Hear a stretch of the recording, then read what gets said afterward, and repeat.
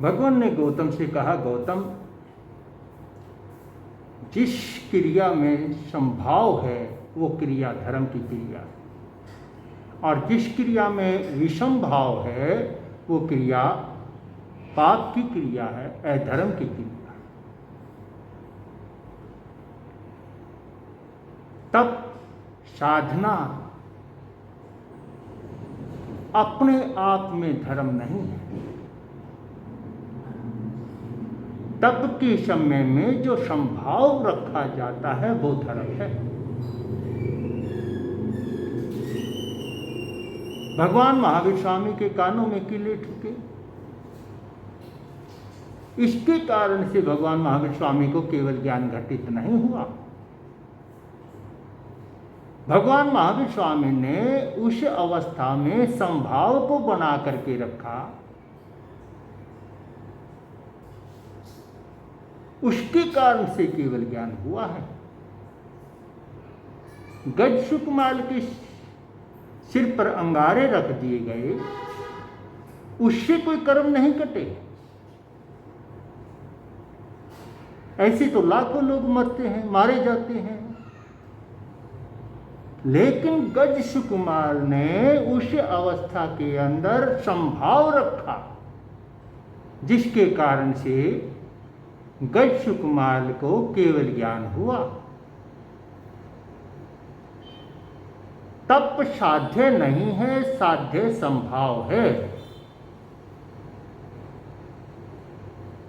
मेरी बात समझ रहे हैं आप? यदि संभाव है तो साधना है, तप है, और यदि संभाव नहीं है तो तप नहीं है। तप कर्म निर्जरा का कारण नहीं, बल्कि कर्म बंध का कारण बन जाएगा। समझे मेरी बात? यदि समझे तो एक बात पूछूं,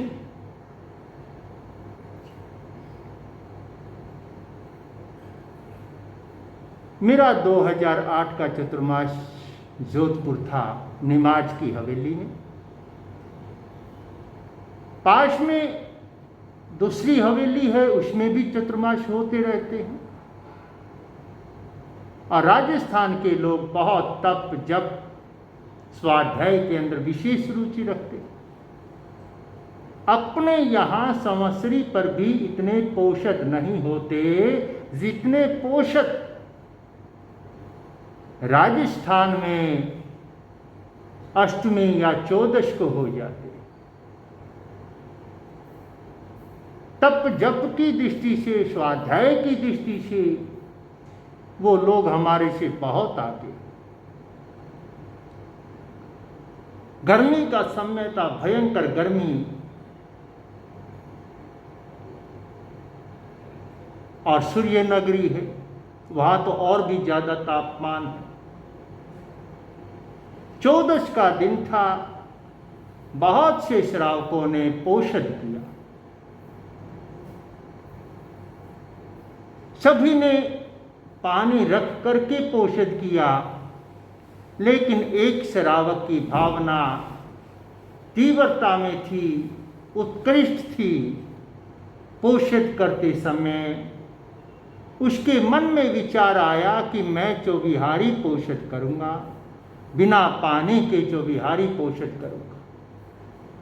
किसी ने उस पर दबाव नहीं डाला, किसी ने उसको मजबूर नहीं किया।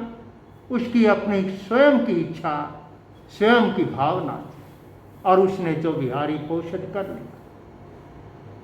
पोषद तो कर लिया, 10-11 बजते ही उसको भयंकर प्यास लगी।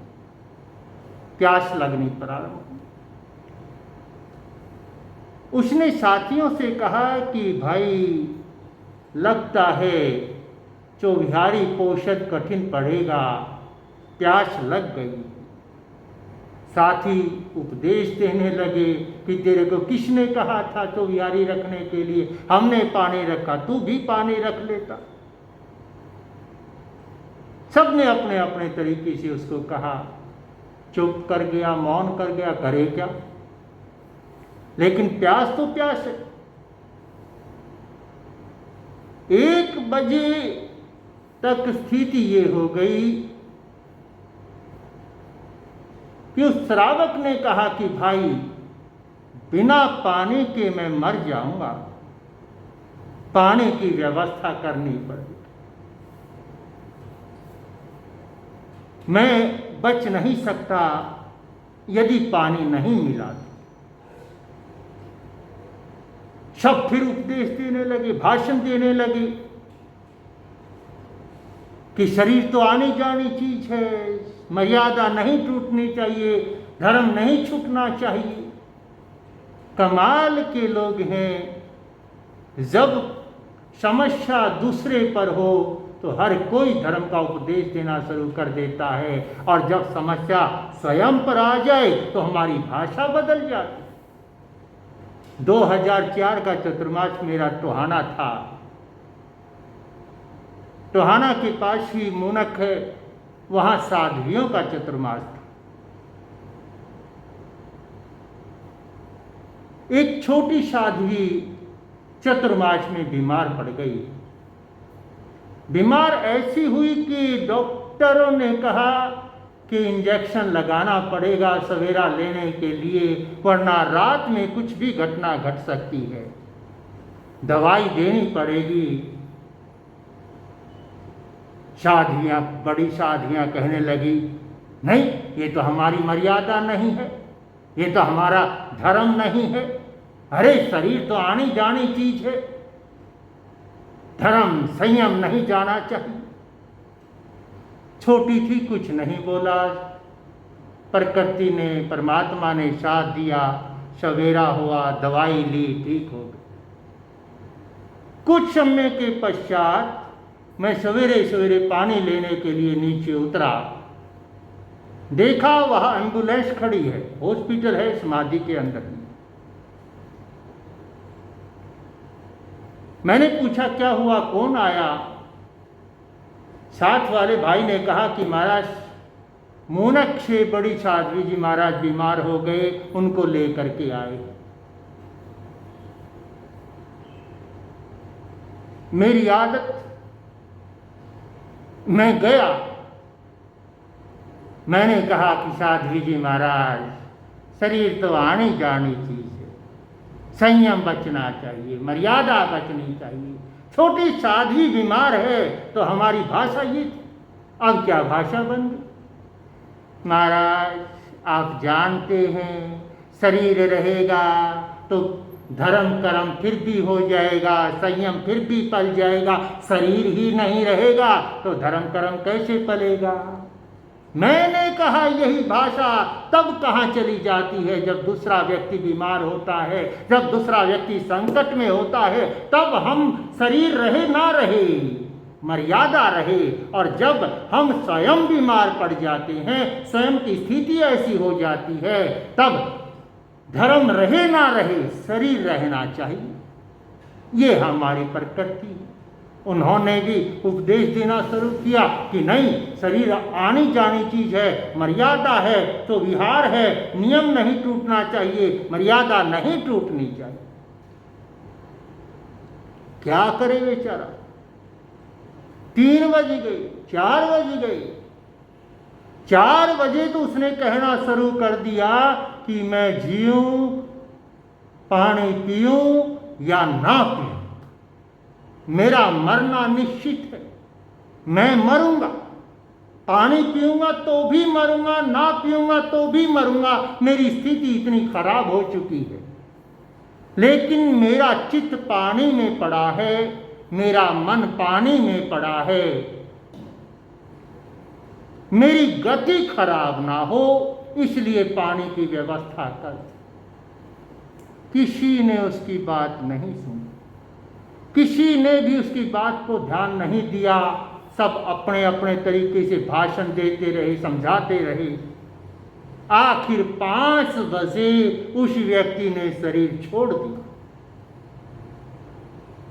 अब मैं आपसे पूछना चाहूं, ये व्यक्ति जो मरा, ये धर्म में मरा या पाप में मरा?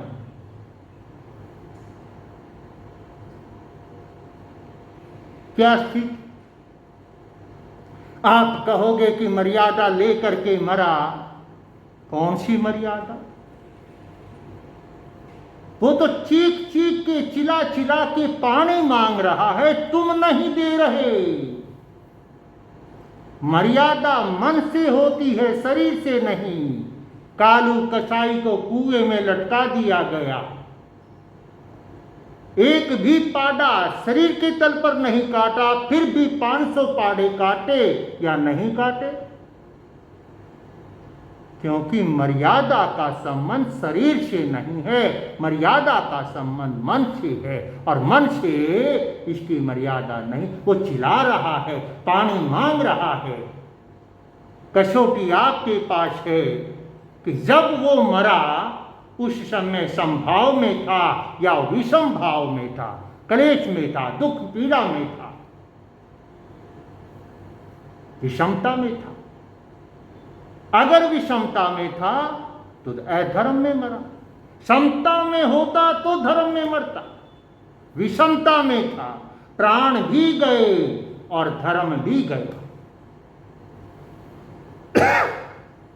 अब दूसरी बात, जो वहां बैठे थे, चाहे वो शरावक थे चाहे वो साधु थे, उन्होंने धर्म का पालन किया या अधर्म का पालन किया? किसका पालन किया? बोलो। यानी उन्होंने धर्म की मर्यादा का पालन करवाया। तुम कौन होते हो करवाने वाले? अगला मांगता है, चीखता है, चिल्लाता है, समभाव मर्यादा जिसकी थी वो जाने। तुम्हें क्या करना चाहिए था? तुम्हारी क्या स्थिति थी? कसौटी है तुम्हारे पास। तुमने करुणा का पालन किया या क्रूरता का पालन किया? अगर क्रूरता का पालन किया तो तुम भी अधर्म में थे, मरने वाला भी अधर्म में और साथ वाले भी अधर्म में। एक व्यक्ति के प्राण चले गए और फिर भी अधर्म का ही पालन हुआ। ऐसा क्यों हुआ? क्योंकि उन्होंने मर्यादा, व्रत, तप को महत्व दिया, संभाव को नहीं। इसलिए भगवान कहते हैं कि साध्य तप नहीं है, साध्य संभाव है। जिस क्रिया में संभाव होगा वो धर्म होगी, और जिस क्रिया में विसंभाव होगा वो अधर्म होगा।